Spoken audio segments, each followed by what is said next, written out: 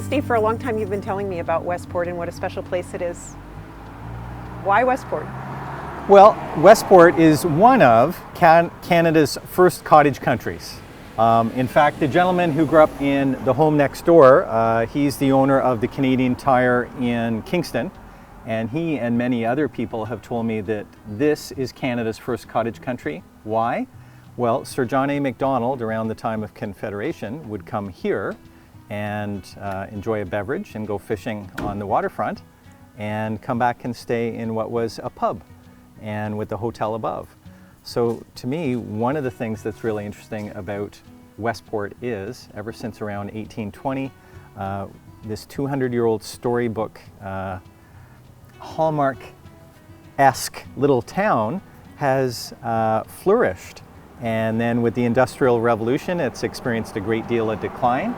But we think with year-round residents living in Watercolour, that it can promote economic stability so that it's not just a town that's a summer town, but it's more of a four-season, year-round playground for new residents, bringing new homes and new life and new possibilities to Westport.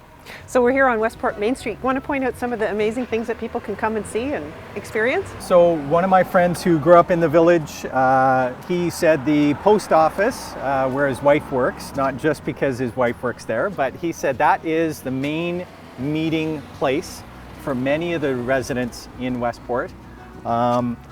Because it's a social hub. Everybody goes to pick up their mail, they meet their neighbor, they walk around this one, square block of what's on Rideau Street and then Bedford, and then they come back on Church Street and they come down Spring Street that leads to the harbor where we were just, filming down there.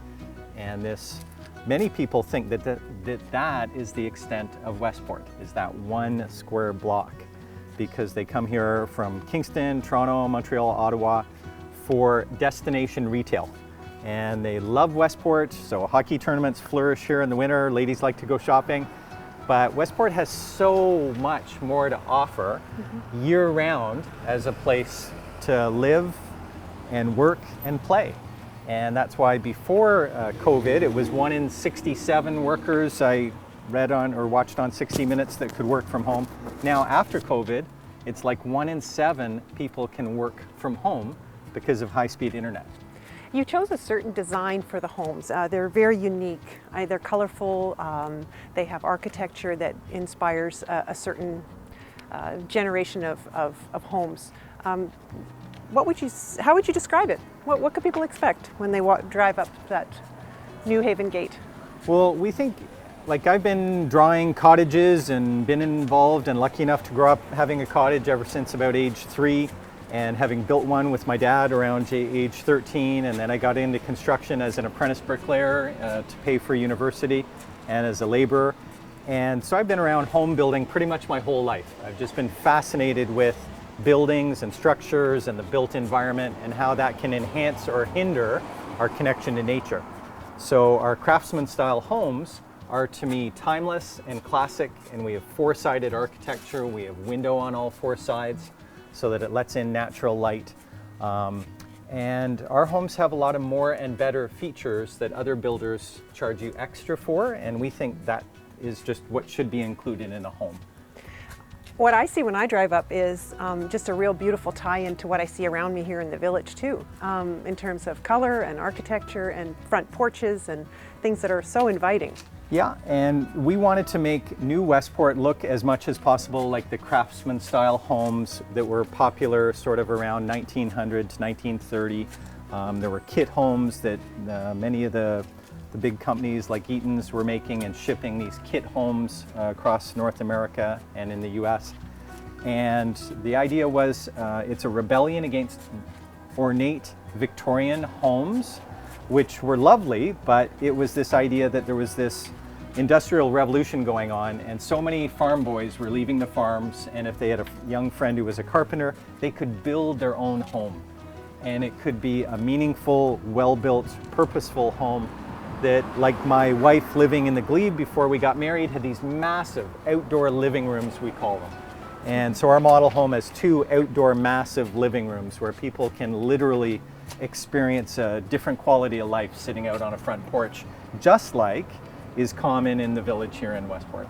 Do you think that some of the things we're walking by right now make life in Westport sustainable year-round? I'm seeing some really exciting ways that life would be really wonderful here. Yeah, a couple of things. WTC Communications. We give a big shout out to them all the time because that's what's making it possible for people to have 1 gig fiber optic to the door is WTC. And they're a small independent little phone company and we love them, and it's great to be a part of an evolving community that has high-speed internet to the door. Another thing we love is Kadrinko's. Neil and his wife Martha Kadrinko, we know them personally. To me, it's just a quaint little grocery store out in the country. He's part of a grocery buyers group, much like we were in an American home builders group. So we got lots of ideas from our Builder 20 group. Well, he's sort of in the same idea. He's in a grocery store 20 group. You know, there's a whole bunch of other grocery store owners who he's getting ideas from. And that's why everything is so fresh. And it's a lovely, wonderful little cottage country grocery store that really surprises a lot of people when they come here. Oh yeah, I've been in a number of times and it's more like a gourmet grocery store. You can have lots of beautiful take-home meals and picnic options, and it's just amazing to be able to walk in and get fresh produce of any kind right in a small village like this. It is, and the market researcher that we hired 3 years ago, we brought him here, and we brought him to the pharmacist, and we brought him here to the grocery store, and he looked at all the pate, the caviar, the smoked salmon, the lobster tail, and he said, oh, this is a different caliber of client here on the Rideau Canal, and that's because the consumers who are here are very educated, very respected, very connected. And you can get your bread and butter there too. You can get your bread and butter there, but it's amazing the variety of food for that sure. they have there. Absolutely. If you were to envision what benefits or things you can see in a smart growth model, which is what has inspired a lot of what you're doing at Watercolour, what do you think the future looks like? I think it's more and better of the same. It's more and better of what made Westport so popular all these 200 odd years, and that at the turn of the century there were 2,000 to 3,000 people here, Mr. Derbyshire tells me, and the history books support that as well. There are 2 history books of Westport that are available at the museum that we're going to walk by in a few minutes. So I don't think it's anything vastly different other than the fact that it might be, you know, we're building new homes, but it's new life and new perspective that some of these new additions to the community are going to make.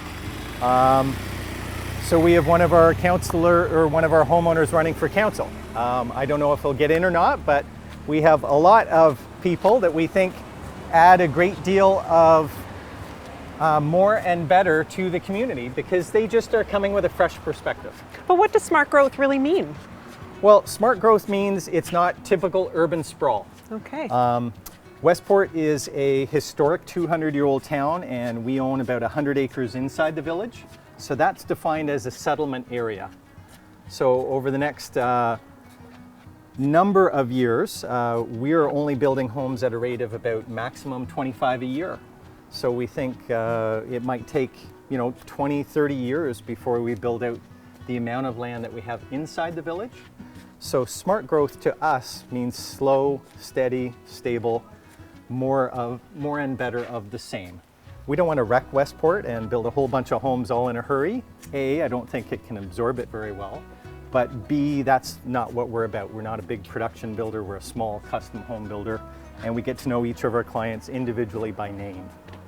So if you were to think about the 5 years out and what Westport will look like, what do you think the real advantage is for the village? I mean, I'm looking around. There's another fine food store, there's drugstore, a home building center. I can do everything within a walking distance to Watercolour. What do you think about when you think about these businesses? Well, I think it brings economic stability in the off-season. Is having been lucky enough to grow up around the towns of Minden, Carnarvon, Dorset, and all those young families that put their hope in a small business, they were unsustainable when it was only 10 or 12 weeks a year, or maybe, May long weekend and Thanksgiving weekend. It's just not sustainable for a small business owner. Whereas what we think these 25 or 20 or 30 homes a year would do is add stability in the off-season.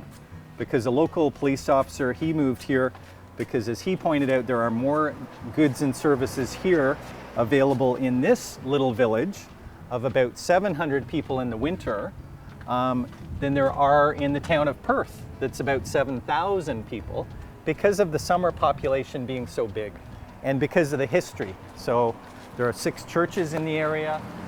This used to be a catchment area for about 20,000 people. And as the pharmacist, I believe, would say, there's maybe only 600 prescriptions in the winter, but there's about 6,000 in the summer because of this overflow of abundance in the summer. So it's cottage country. It's the heart of cottage country, really, for Eastern Ontario. It is. Yeah. Do you think that the need for net zero, why? Tell me about that, because I look at the signage as I drive up and I think, net zero homes. Why would they do that in Westport? Why would Land Ark do that? Well, we have a history of environmental stewardship. Being a tree hugger is something I've always been on all my life. A lot of people joke, home builder tearing down trees. Well, that's true. We got to do that because, they weren't in the right elevation when we got here in terms of the trees that pre-existed in some of our communities. But having been a cottager all my life, literally since age 3, and both my parents growing up on farms, planting trees is sort of like pass the ketchup at dinner. It's just always been part of our DNA, plant trees. And so we're lucky enough to have to our credit with all our, say, 350 homes, and we're lucky enough, this is our 10th community that we've been lucky enough to be a part of. Environmental stewardship is part of our DNA. And being a committed follower of Jesus, I think I have a higher accountability someday as to what did I do with this life that I was given. And part of that is this whole idea of trying to provide people with a more and better quality of life. So environmental stewardship, we're all hearing about the electrification of the car. What we're not hearing so much about is the future is the electrification of the home. And in Europe and in Asia, they know all about the cold climate air source heat pump. Their energy costs are so much higher. The way they heat and cool their homes is with a cold climate air source heat pump. And that's what we're doing to heat and cool our homes here. So if you were a young family trying to move to Westport and get away from the hurry and worry and busyness of city life, how would you do that? What would they expect to find here? Well, I think young families would expect a different quality of life here. And that's what we've been talking about, is the fact that you wouldn't have, as I had growing up in 7 different homes all around the GTA, you wouldn't have a 1-hour commute in the morning and 1-hour commute at night. Perhaps you'd be lucky enough to work from home, and Kingston is 45 minutes away. Many people commute to Kingston. Some people commute to Ottawa to work.